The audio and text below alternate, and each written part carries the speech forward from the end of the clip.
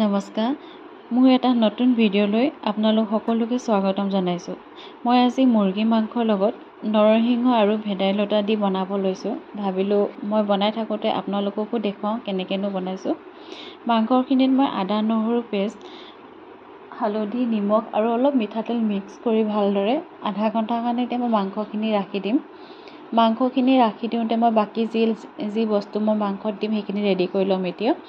এতিয়া মই এই ভেদাইলতা আৰু নৰসিংহখিনি একেলগতে পিচি লৈ এটা পেষ্ট বনাই ল'লোঁ। লগতে মই আলু বইল কৰি আছোঁ মাংসত দিবৰ কাৰণে। আলুটো বহুত বেছি বইল নকৰিলেও হ'ব, অলপ 5 মিনিটমানৰ কাৰণে মই এইটো বইল কৰি লৈছোঁ। তাৰ যিটো বগা এটা ওলায় সেইটো যাবৰ কাৰণে মই এইটো বইল কৰিছোঁ। এতিয়া মই কি কৰিম, আলুখিনি অলপ টাইম ফ্ৰাই কৰি ল'ম।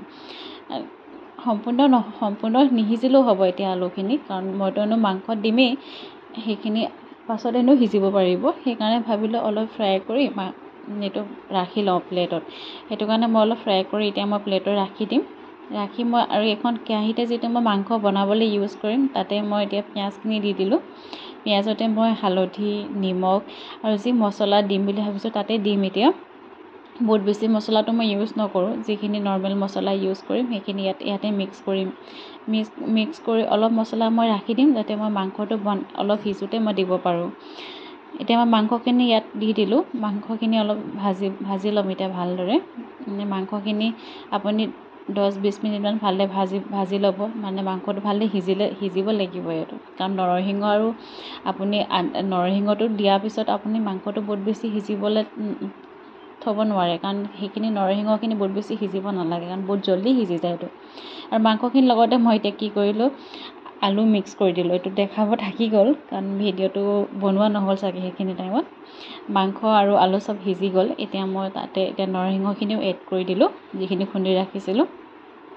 এতিয়া মই তাত অকণমান গৰম পানী মিক্স কৰি দিছোঁ, কাৰণ অলপ মাংসটো জোল হ'লেও ভাল লাগিব দিয়কচোন, কাৰণ নৰসিংহৰ জোলটোতো খাবলৈ ভালেই লাগে। ভাবিলোঁ অলপ পানী দি দিওঁ, গৰম পানী। এতিয়া মাংসখিনি ধুনীয়াকৈ উতলি আছে, আপোনালোকে দেখিছে।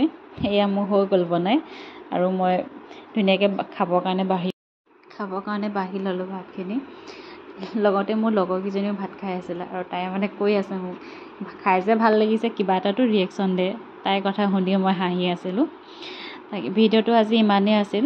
আজিৰ কাৰণে বাই বাই, আৰু নতুন এটা ভিডিঅ'ত আকৌ লগ পাম।